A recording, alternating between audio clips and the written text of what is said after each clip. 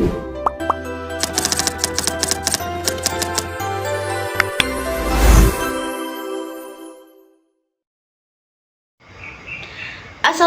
warahmatullahi wabarakatuh. Halo semuanya, selamat datang di video presentasi di Senlab kami. Video ini dibuat untuk memenuhi tugas ujian tengah semester mata kuliah pengelolaan dan keselamatan kerja laboratorium. Kami dari kelas PIA 2024 Program Studi Pendidikan IPA UNESA. Perkenalkan, nama saya Cantika Rosmalia Nisa dengan NIM akhir 098, ada Rizka Melinda Putri dengan NIM akhir 049, ada Andika Firdausi dengan NIM akhir 061, dan ada Fakturia Hidayati dengan NIM akhir 148. Desain laboratorium yang kami rancang ini bertipe simple dan minimalis. Dirancang agar mudah diterapkan di SMP dengan luas sekitar 132,3 meter persegi. Latar belakang desain ini terdiri dari kondisi laboratorium di banyak SMP yang masih belum tertata baik sehingga kurang menarik untuk siswa. Nah, tujuan utama desain ini adalah menciptakan ruang laboratorium yang aman, nyaman, dan fungsional sekaligus meningkatkan minat siswa dalam kegiatan bereksperimen. Selain itu, desain ini juga memperhatikan aspek keselamatan kerja dan efisiensi tata letak agar mendukung proses pembelajaran secara optimal. Mungkin demikian pengantar dari kami. Selanjutnya mari kita simak review desain laboratorium yang kami susun.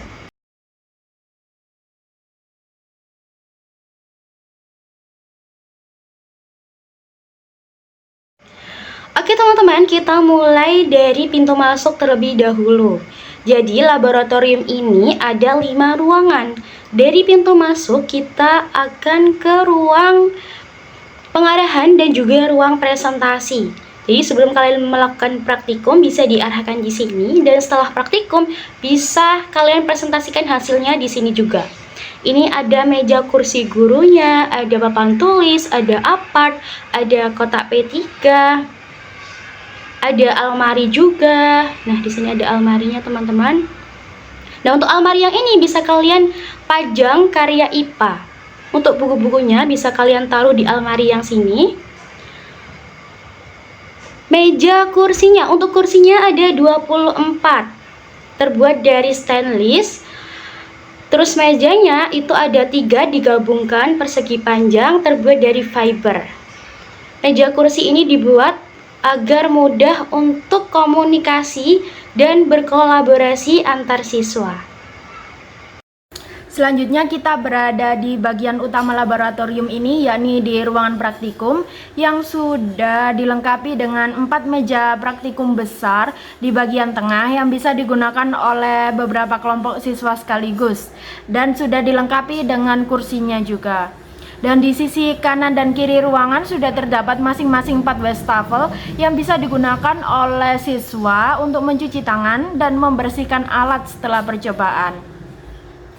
Dan di sini juga diberi fasilitas keselamatan juga dengan adanya emergency shower dan e-washer yang berwarna hijau tersebut, dan adanya apar yang dipasang di dinding. Selanjutnya kita akan memasuki ruang alat dan bahan. Di ruang alat dan bahan ini kita menyediakan fitur mengambil alat dan bahan yang tidak berbahaya sendiri. Alat dan bahan dipisahkan secara sifat keasaman, basa, dan netral pada setiap raknya. Jadi satu rak untuk penyimpanan bahan basa, satu rak untuk penyimpanan bahan asam, dan satu rak untuk penyimpanan bahan netral. Lalu yang biru ini digunakan untuk penyimpanan alat-alat seperti kit rangkaian listrik, kit kawat hambatan, dan sebagainya.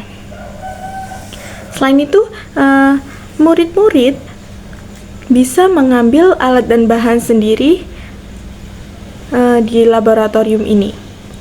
Jadi, bahan-bahan yang tidak berbahaya mereka akan mengambilnya sendiri, sedangkan bahan-bahan yang berbahaya akan diambilkan oleh laboran.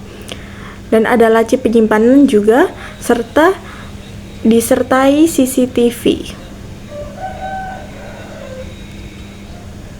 Oke, selanjutnya ada ruang kepala lab atau ruang laboran, yang dimana ruangan ini terdapat di sebelah ruang penyimpanan alat dan bahan, yang dimana di ruangan tersebut ada pintu yang menghubungkan antara ruangan kepala laboran atau ruang kepala lab dengan ruang utama yaitu laboratorium.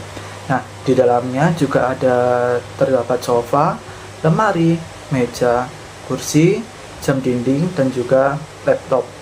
Yang dimana sofa itu sendiri digunakan apabila terdapat siswa atau guru yang sedang melakukan komunikasi terhadap kepala lab mengenai praktikum laboratorium.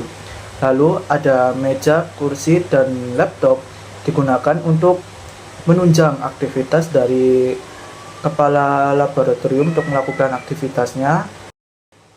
Lalu selanjutnya ada ruang pengolahan limbah, yang dimana di ruangan tersebut ada stop kontak, ada tempat sampah, dan juga tempat pengolahan limbah.